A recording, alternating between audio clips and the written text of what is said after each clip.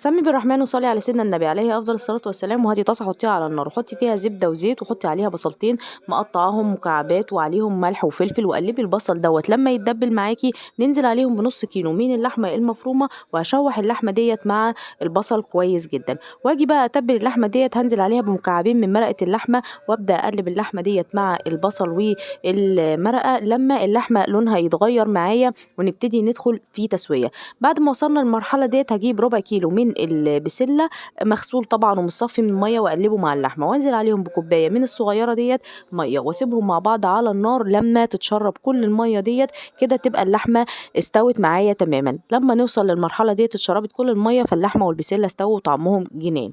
بركنها على جنب وبجيب حله واحط فيها زبده، وانزل عليهم بكوبايتين من الرز البسمتي، واشوح الرز دوت مع الزبده كويس. بعد ما نشوحه ونلمعه بالزبده كده كويس، ننزل عليه بالملح والفلفل بتاعنا، ونقلب بقى برده مع الملح والفلفل والزبده لحد لما يبقى الرز كله لامع. بنزل عليه بميه تكون سخنه وفنجان صغير من اللبن دوت هيخلي لون الرز معايا فاتح، وفي نفس الوقت هيدي طعم فيه حلو جدا. اسيب الرز دوت لما يتغلي، خلاص وصلنا الغليان كده، هديله تقليبه واسيبه مع نفسه لحد لما يشرب الميه، نبقى فيه فقاقيع بسيطه زي كده، اوطي عليه واسيبه يكمل تسويته على نار هاديه. اجي بعد كده اعمل السلطه بتاعتنا. بجيب 4 طماطمات مغسولين طبعا ومتقطعين زي ما احنا شايفينهم كده، واحطهم في الكبه، وانزل عليهم ب4 عواد من البقدونس واحطهم معاهم في الكبه مش الخلاط. وبعد كده 4 فصوص من الثوم المفروم، ولو عايزينها سبايسي فبنحط شويه شطه، والكزبره الناشفه والكمون اساسيين في السلطه دي، وطبعا معلقه ونص من الثوم البودر هيدي معانا تيست حلو فيها.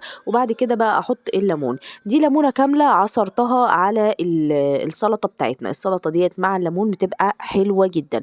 هنعصر الليمونه كامله كده على السلطه، وبعد كده معلقتين من الخل، وابدا اضرب السلطه ديت.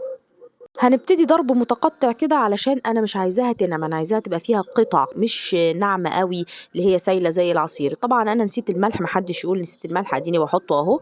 هنحط الملح بتاعنا في السلطه، ونبدا نضرب تاني ضرب متقطع، نضرب ونوقف نضرب ونوقف علشان اخدها مقطعه وفيها شويه عصير قليل، تبقى بالقوام اللي احنا شايفينه ده. خلاص كده سلطة الدجوس بتاعتنا خلصت، بقت جاهزة بجد تحفة. الريحة والطعم جنان مع الأكلة دي، هتبقى مناسبة جدا سلطة الدجوس معاها. هنشوف دلوقتي النهاية بتاعتنا عاملة ازاي. ودي السلطة بتاعتي بقت جاهزة، أسرع وأكل وأطعم أكلة ممكن تعمليها.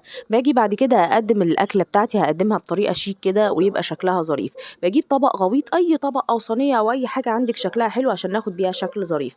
بحط اللحمة كده في القاع بتاع الطبق، وده الرز بتاعي بعد ما استوى. حطيت اللحمة وسويتها كويس، هنزل بقى عليها بكمية من الرز. نقدر نعملها في قوالب البريوش الصغيرة، في طبق كبير زي كده، صينية كبيرة، المتوفر عندك شغال تمام. هساوي الرز كده على اللحمة بالشكل دوت. انا كده حطيت الاتنين على بعض. بجيب بقى طبق التقديم وبحطه على الوش وبقلب، هينزل معايا الرز من تحت واللحمة من فوق، شكلها حلو جدا. الأكلة دي من الأكلات السريعة والخفيفة والسهلة جدا في طريقتها وطريقة تحضيرها. قلت ارفع قيمة من القيمة الغذائية بتاعة الأكلة، وجبت شوية لوز مقشرين وقلت ازين بيهم الوش بتاعها، هيبقى شكلها روعة. مش عندك لوز مش عايزة تحطي بلاش، مفيش مشكلة، عندك صنيبر عندك سوداني اي حاجة.